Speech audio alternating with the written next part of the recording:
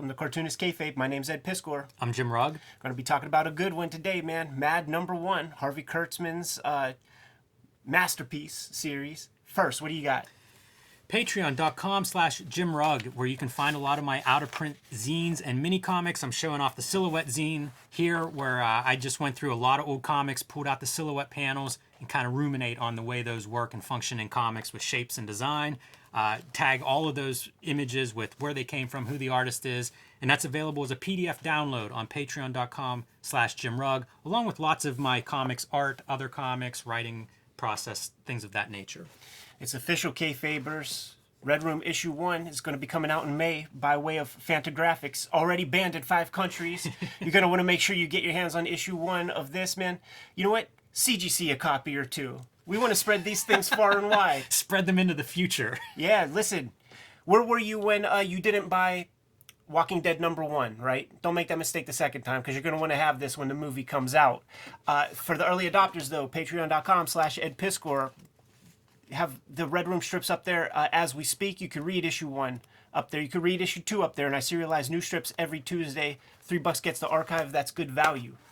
Jimmy, Mad #1. Let's talk about it, dude. This is the copy that I got at first, man. Summer 1997. I was 14, 15 years old when this was on the newsstand right there at the Shop and Save. You know what I'm saying, man? And I knew that Mad was a big influence on the underground cartoonists who I was digging at the time. Certainly Robert Crumb, Jay Lynch, Gilbert Shelton, guys like that. So stoked to get my hands on this thing. And they would often, in summer specials, they would reprint an issue or a story or something like that. So to get it from the ground floor, came out on a quarterly basis, 3 issues a piece. So you would get, 12 issues a year, man. Yeah, it's a nice reprint package. I have a few of those as well, and a pretty good reproduction in terms of quality. It's uncoated paper, which I think is flattering to the coloring and looks really good. Yeah. It's a big oversize, which is really nice. If Magazine size. You want to admire the artist in here. These are the EC stable of artists, and of course, Mad.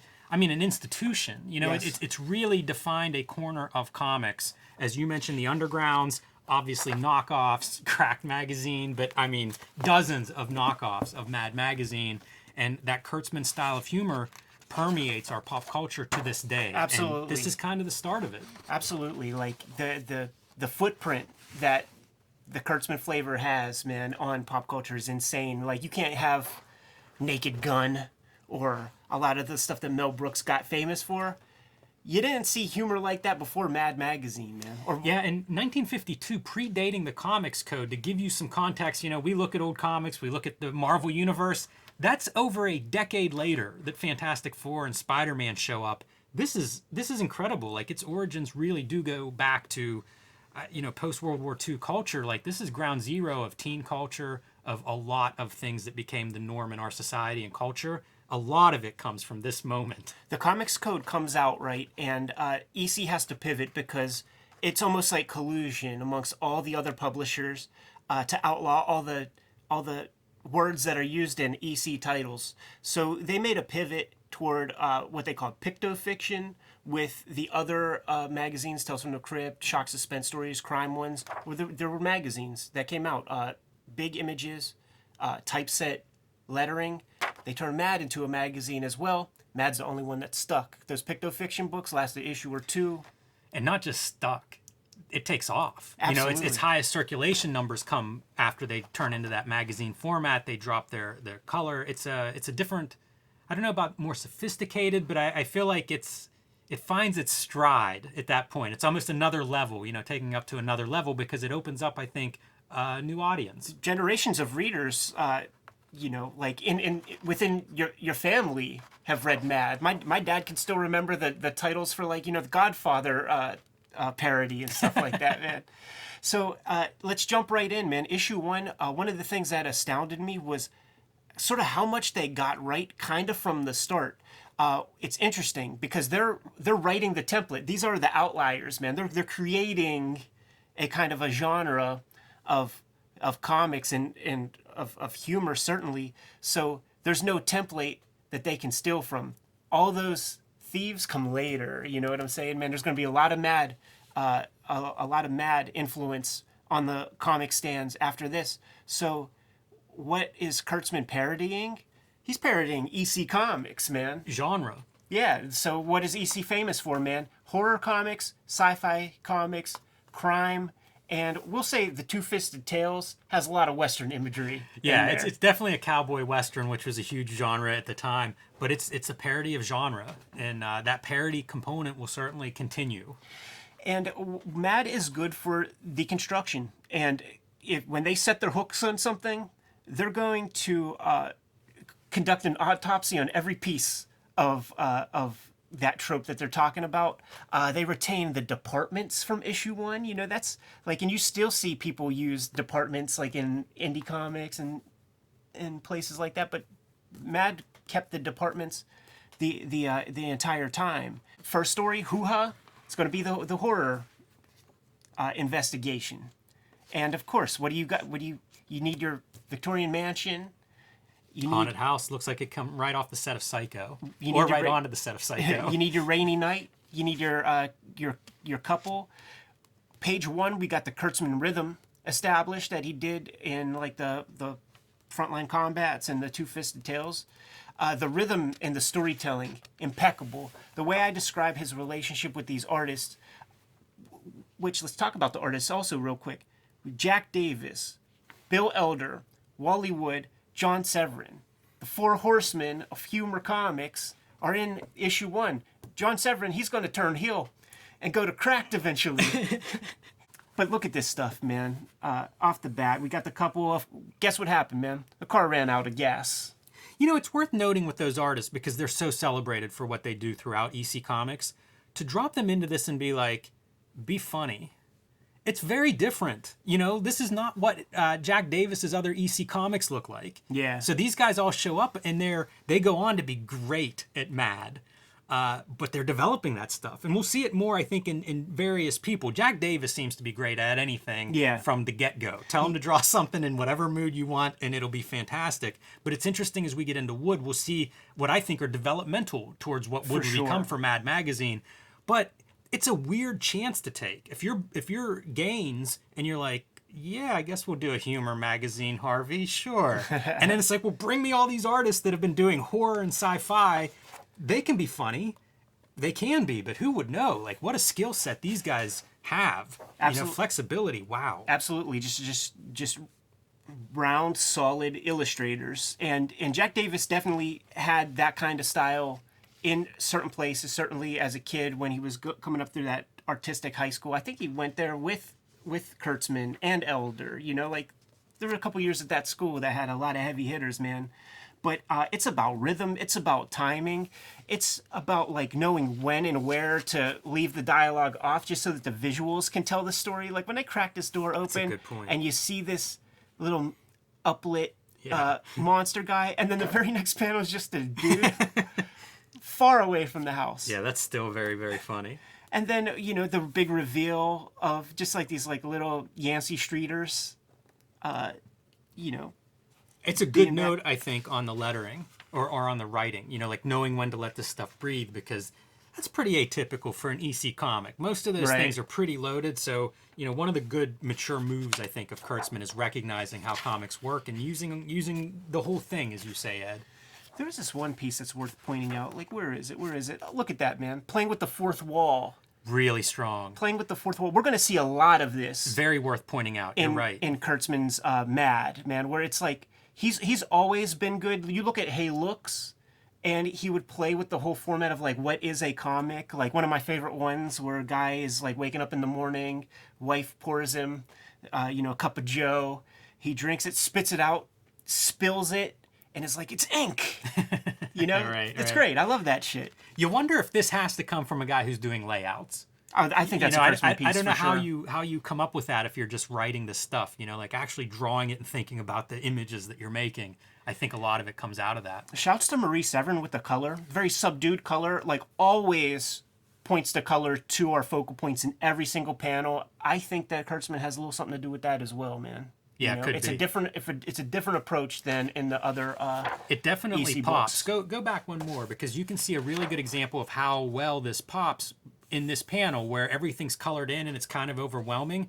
I mean, look how much better that works even in the panel next to it, where we are having a cool background and then those characters popping out in front. And they will use those 100% values of plates like very often on these pages, man.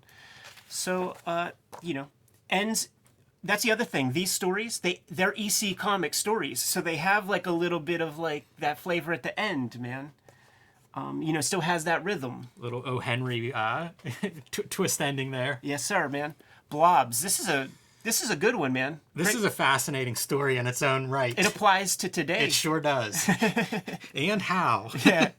So, the idea is that far in the future, got these characters, man, who, don't even have to, like, grab the cup to drink from the straw. Don't even have to move their mouth to talk. Right, yeah. They got these little talk boxes in the top of their heads. This is WALL-E. This is the vision of WALL-E in the future that Pixar would bring to screens, 50 years later. The satire is there, man, and it's really kind of charming to see the modern day technologies that Kurtzman is like offended by, like a toaster. You know what? You have a clock that can let you know when it's time to wake up, and you have a radio that could turn off by itself. Like, it's alchemy. It's funny the robot women that get generated. That exists. When does that start out? Because I feel like that's a staple in comics sci-fi forever. Like if you start thinking sci-fi, it's all the way to Weird Science 80s movies. Right. Kirby has it in OMAC #1. Like this is a quite a staple for sci-fi comic book kind of storytelling. Yeah, right. Here's the use. This is an Arthur C. Clarke portion of our story, man. A little 2001, except the tool isn't being used to defend oneself or to do away with an enemy. This guy wants a bride, man. He's gonna club her on the head and take her. Yeah, I love the idea of the club being your dinosaur leg that the guy's eating. Yeah. It works perfect. Looks exactly like a club shape, but Fast forward to the ancient year of 1952. Look at this civilized housewife type, and she's got a vacuum cleaner, Jim. It's the end of Western civilization as we speak. There's your toaster. And look at this. Like, look at all the stuff she has in her kitchen. She's got a mixing machine. You can get the wrinkles out of your clothes. Like, it's a slippery slope. There's even an ice box in the background that plugs in. Dude, when I was growing up in the 80s, man, in Homestead, there were 2 businesses within 500 feet of my house, man, where you could buy blocks of wood, and blocks of ice, and you would see people with that radio flyer wagon bringing blocks of ice because they didn't have a fucking fridge that plugged in, dude. Wow, that's interesting, man. It supported 2 businesses at that time. Yep. Wow. Not that long ago. And that's just within walking. There might have been a bunch like in town that like my whole universe was 3 blocks long. If you're transporting that shit in a wagon, it's got to be pretty close. Yeah. Those need to be located. You can't haul that from downtown. That's for goddamn sure, man. I love the car panel too, because this is something that hasn't changed in 70 years. Like gridlock, traffic, cars, all of that stuff still continues to be a point of trouble in our world. Yeah. All right, now we're getting into soft future, 2000 AD, man. I love any of these future stories that are set around our times. Yeah. Working man's office is massive buttons and switches. It's incredible, that part, like you're missing the vision of the internet, but everything running from buttons and controls, pretty accurate. Well, Jimmy, it's not looking too good in 20,000 AD. I'm optimistic if we get to this point in 20,000 AD. Yes, sir, man. No meteor extinction events have happened. I think as cartoonists, we actually already have that, man. Don't have to leave a seat once when he sat down to work. That's about right. Yeah. Get a comfy chair. This could be 2020. We're all working from home at this point, not moving, not going out. Yeah, and sure. Add a bubble, and it really is 2020. So things are ramping up, as you guys can see, right? When you flip the page and you take a look at this machine, there ain't nothing humorous about that. That's a straight up WALL-E wood. You could rip that right from weird fantasy, weird science. You just have to put these Flash Gordon looking people with those spacesuits on, and that panel works perfectly well for that, man. And here's Harvey Kurtzman talking. Woody Allen and Harvey Kurtzman weigh in. What if that machine that repairs the machines breaks? The second strip, man, and the second time Melvin is used, man. So we're gonna be seeing that, and there's gonna be lingo. There's gonna be inside baseball talk as Mad develops over time. Guess what, man? We're gonna see what happens when that machine breaks, because it's gonna happen on the very next page, 2 panels later, and it ain't good, Jimmy, because their muscles are so atrophied and they're so nasty. I can actually identify with this a little bit, and also listening to Howard Stern whenever their housekeepers couldn't come to their houses anymore. Robin was on there like, I don't know how to turn on my washing machine. She said it. And we got our guys, man, collecting dust. They're done. They're done for. Yeah, it's a funny story. It's also horrific in a lot of ways.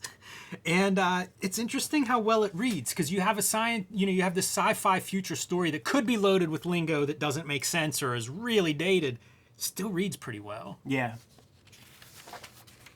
It does feel like templates for all kinds of stuff. Cartoons that I would watch that would have been old when I was a kid, even like Jetsons and stuff. Yeah, right. Totally. And I'm sure that's not all Kurtzman's invention, but I don't know, man. This is what perseveres. So this is the fun stuff that would have been in the magazine in order for them to get good mass media rates to send comics and stuff to subscribers. You had to get like one little magazine type story in there in order to meet requirements by law. This illustrates, in a way, the how old Matt is. Because if this were to come out and, even probably a year or two later, I don't know if you would see this stuff. But it's like legacies from the, from his dad. Right, educational comics. The original EC Comics is what you're seeing, a legacy there. Because 52 is still pretty early. Look at that, boy. Perfect bound. Like, these are like graphic novels, man. Yeah, now I'm curious to see those. I know, right? Guess you have to have 2 pages of text, man, in order to get those mass media discounts. I had to Google this. Tell me about it. This is Yiddish. Ah, okay. See, because Jimmy and I, man, we're a couple of Pennsylvania boys, man. We're Shaggets. We're Goyim. Right. I was going to say like rednecks and hicks, but that's good. Hillbillies. Gentiles. All right. I'm going soft, man. But yeah, it's Yiddish Yiddish slang. And that's kind of like a staple. This is Borscht Belt humor, And coming out of the crime department. Yes, sir, man. If the image didn't sell you on that idea, so page 1, first Bill Elder piece, chicken fat immediately. Yes. Yeah, amazing how distinct these artists are. Incredible ink slingers. Bill Elder's bringing. Like what chicken fat is for the uninitiated, for the wizard viewer who's coming and saying, I like Ed and Jim, man. I'll check out this Mad video. Chicken fat is the idea of squeezing in jokes per square inch. So you see like a little half a banana, a little pipe. Yeah, I'm looking for like dynamite a sticks. Fish skeleton's always a popular item to throw into that background. Yeah, for sure, especially if you got a little drunken cat. Yes. Yeah, a cannon. An old vintage cannon in the background, flies buzzing around your light bulb. That's a good one. A mouse in a bottle. Yeah, that is a good one. Yeah, a yo-yo hanging out of the dumb sidekick's hand. Hey, shades of a Dick Tracy reference, right? A big nose character in a yellow coat and a hat. It's a direction Mad will go towards, but I don't know that that's what they're thinking of here. It's maybe a happy coincidence. Right, yeah, like, Marie, she's using just like those bright colors, and it's like this, 25%, 50% cyan gets used a lot. Yellow gets used a bunch. Yeah. And you often see yellow used on your main focus. Makes sense. Wherever the light is. So we got our guys pulling the caper. Look at that cauliflowered ear, man. Straight up MMA wrestler type shit. Mm-hmm. Good physiognomy on these guys, man. You would never mistake them for good Boy Scouts. Yeah, there's a type. So they got a ransom kind of thing, scam that they're trying to pull. Just watching the guy in the background do some acting, like in front of the... Yeah, I like to imagine now the taxi driver is imitating Mad Magazine #1. Totally, right? Ripping his coat while he's posing. Hiding his gun in his pants leg. Pants cuff draw. And the big guy, the big brute, like what he's doing is showing us how the scam's going to work. Like they want the money dropped off in a central location, but of course when they go there to pick it up, they're just going to assume that there's going to be cops watching. So he's got these like fake hands that he got probably in the middle of a comic book ad or something, Got these fake hands. Yeah, it's an opportunity lost, I think, that they aren't selling those Right. on the facing page. And he's got like a little tin fat belly that's fake, where his real hands are going to be. So he's going to use some sleight of hand. And that, like, illustrating that ain't easy. You gotta be a master of composition to be able to. It's such a ridiculous kind of conceit. Oh, totally. For a short story. Yeah, for sure. We're getting into running jokes. You know, this is the second time that our little mastermind is beating up our big galoot. Yeah, you talked about Kurtzman rhythm earlier. You see it in the dialogue where this goon, it's constantly, yeah, boss, yeah, boss, yeah, boss. You know, every other panel's a yeah, boss. Sure, yeah. There's that, and then there's the rhythm of language and a lot of rhyme, man. So remember, Bumble, you dumble, like no Yes. fumbling. Yeah, a lot of that. I love it, man. I do too. Like, Kurtzman doesn't exactly make me laugh, like guffaw or maybe even chuckle, but it all makes me smile. Yeah, well said. This is another one of those fun to read at night before you go to bed. And more of the slapping. You know, again, another one of those repeating patterns, as you point out. It might be on every page. Yeah, It really might be on every page. for sure. Until the ultimate slap. Right. So they pull off their caper. Of course, it doesn't go off without a hitch. Check this out as the shootout happens with the car. Just the car gets dismantled further and further and further to the point that it's nothing. It reminds me of the knight in Monty Python, where it's just a flesh wound, having his arms and legs and everything chopped off like one by one as we go through. Again, decades later, but... I could draw the connection directly. Terry Gilliam, Monty Python, editor Help Magazine with Harvey Kurtzman. So, like, the influence is freaking huge. And these kind of sequences, I mean, this is Naked Gun. This is Mel Brooks. Like, you've seen this play out in live action. Done here first, man. I have a feeling, too, you could trace comedic history before this, too. You know, like when we talk about Eisner pulling a lot from the stage, I bet you can find examples of vaudeville and these different acts and different humorists that Kurtzman is into and looking at, and in the history of that kind of thing. I wonder how much Kurtzman goes from, like, this first issue and you get Bill Elder's pages back, and it's like, oh, you made gold out of this gag of the car just getting, you know, shot down to pieces until we're just an engine on like a frame, and then adding to, you know, the future possibilities. Like, this had to spawn ideas from Kurtzman once he saw some of this artwork. Issue 2 is the mole. Like like one of the most classic stories, and it's in issue 2. You know, and that's an Elder. So he knew they knew what they had, man. They knew what they had was special. Check this out, man. Going to a deserted island, has a little treehouse hideout, and as you could have predicted, probably from that very page, man, that big doofus, he didn't look like the sharpest tool in the shed, as Mama says, man. Grabbed the wrong package. Bumble fumbled. Yes, he did. All right, man. Can we round things out, dude? With this is the turncoat, John Severin, the turncoat. He's going to go off to a cracked magazine after a little while here, man. Really like his art in this. I mean, like his art, period. But in this story, it's great to see him doing comedy because it's still. It's not as caricatured as some of what we've seen before, not as cartoony as Bill Elder, but still very funny, and still the same deal of like all these stereotypes of what you would see in a Western or extras in a cowboy movie. Right. Kind of great. Yeah, it's like the twofer, man. You got Jack Davis, Bill Elder, who seem very comfortable in that space, and then you have Wally Wood, John Severin, who are going to grow into that position. But pretty strong starts from the beginning. They're just master draftsmen.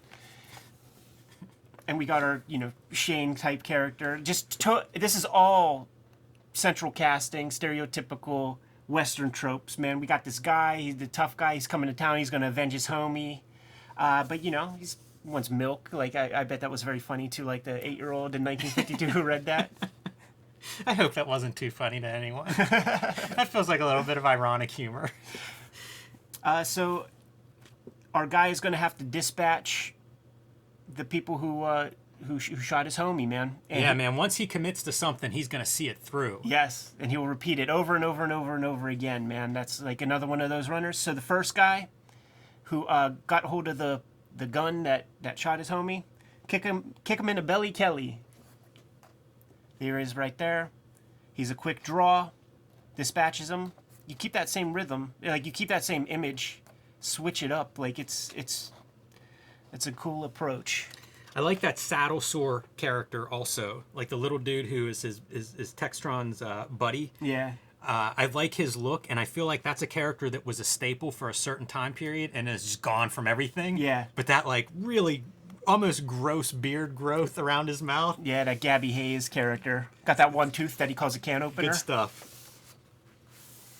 So page after page, man, we're gonna have our what's his name? Tex? Yeah, something. We're gonna have Tex dispatch our bad guys. This is another fourth wall kind of use of the comic page, man, where the panel is actually getting mixed up in the kerfuffle. I'm gonna make note of it every time that I remember, because It's definitely worth it. you're going to see the increase of that fourth wall usage issue after issue after issue, to the point where there's even a page or two that's blank white. It gets to the cover. You Yes, know, it like he does. gets hugely manipulative of the cover as like a fourth wall opportunity to break fourth wall. Totally. All right, man. So the way it keeps turning out, this is a good one. So, this is, the next dude who's going to try to pull some trips on him. You see him pointing his finger. Gunfight ensues, and a little derringer falls out of his fingernail. It's so ridiculous, man. So at high noon, or when the sun comes up, he wants to face off with Pig Face Pete or something. Just stays there all night. That's storytelling. Yeah, there's a mistake here that I should get a no prize for. The moon that we see out there, and again, full moon zine, it appears there are posts outside of there on their little porch. Right. That moon appears right where a post is, so it's on this side of the post. I feel like this is like a Western, like a UFO. Tinkerbell. Tinkerbell came by. Hey, look at that. Doesn't that little pig nose guy? That's almost like Sylvester P. Smythe from Cracked Magazine. It's not too far. I love all the lettering. Yes, So fun. shouts to Ben Oda, who was the go-to letterer for Harvey Kurtzman. Never got any credit like in the magazines, man. But Ben Oda's the guy who was on the docket with that, and I think he jumps to DC Comics. Yeah, that sounds right. After this. And you can see another one of those fourth wall breaking panels. Is that panel's just coming apart under the gunfire? Getting ripped up. And here's the big reveal. Here's the snap ending. Oh no! It turns out, Tex, that it was you who shot your homeboy. But when Tex, puts his mind to something, he's got to stick to it. And the big reveal is suicide humor. Man, number one, Frederick Wortham was right. Wow. Yeah, that's a shocker. That was a weird thing to read. I did not remember that detail, and rereading this was like, huh, there you go. That's what you could do in 52. Yes, sir, man. Such a pleasure to read this. Kayfabers, make this video go crazy, because I want to keep reading it. I want to keep pulling some of these off, dude, because these are such a pleasure to read, man. This is a nice piece in this reprint mag. They don't reprint all the incidental pages, but you do get a nice shot of Harvey Kurtzman in his youth. Pretty cool to see him looking good there. Super cool. Little bio of him. These kind of bios, this would have been like you see copyright 52. They on the inside covers, when they would have not sell an ad or something, they would do a little artist spotlight. Very atypical for comics publishers at the day, but William Gaines knew that he had gold with these guys, gave them better rates than your Marvel or DC, Atlas or DC at the time, I guess, and really promoted them, drew them in strips. I think it's a big part of their success in fandom. Yeah. I mean, people would have celebrated this stuff anyway, but you hear stories about them tracking down the good duck artist, and just finding out his identity, Carl Barks, was a huge event that took some real detective work. EC made it a little bit easier for you to follow these artists, to like these artists, to keep their memory alive through your zines and through your fandom going forward. And I think it's something that Stan Lee copies in the 60s whenever he starts throwing nicknames on top of everybody and, no doubt. and adopting that kind of tone. But pretty forward thinking on EC's part to, hey man, celebrate these noteworthy artists. Absolutely. You know what? I'm super glad you called out fandom, because even to this day, go on Facebook, EC Fan Addicts Facebook group. It's a people who have been involved in EC fandom since the 50s are a part of that. I mean, and with all that entails, meaning sometimes there's mourning the loss of like one of the members and stuff like, because Sure. these are OGs who are part of it. It's the only Facebook group that I like even look at, because I just am in awe of these people's collections, what they're showing off, what they're talking about, the art that they own, their thoughts on the price on eBay of certain things. Like it's a phenomenal space. And the EC fandom, sort of drove comics fandom for many, many years. And it's cool to see that it's still super strong. Anyhow, super fun to look at Mad #1. I want to look at Mad #2 I at agree. the earliest convenience. Let's get out of here. Kayfabers, like, follow, subscribe to the YouTube channel. Hit the bell. We'll notify you when new vids are available. Right now, Red Room #1 is available for pre-order. I have a link tree in the description, and my Patreon is there. Patreon.com/EdPiskor. $3 get you the archive. I have a bunch of comic strips up there from Red Room. What you got, Jim? Patreon.com/JimRugg. Out of print zines and mini comics available for download there. Lots of comics art, lots of process. Patreon.com/JimRugg. What else do we have, man? Kayfabe related. Subscribe to the Cartoonist Kayfabe e-newsletter at the links below this video to keep up with everything we have going on and keep up with all the videos that we post. You can also find Cartoonist Kayfabe t-shirts and merchandise at the links below this video. One more set of merchandise, Jimmy. We're going to be on our way. Read more comics.